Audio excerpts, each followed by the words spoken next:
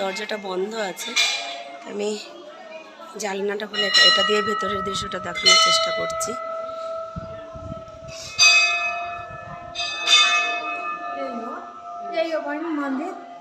বান্ধে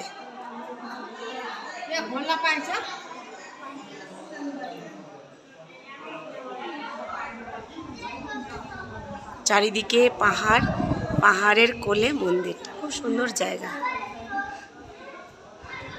নেপালে অনেক কবারই আসা হয়েছে, কিন্তু এই মন্দিরটাতে প্রথমবারই আসা হলো। যাই হোক, মায়ের কৃপা যে আসতে পেরেছি।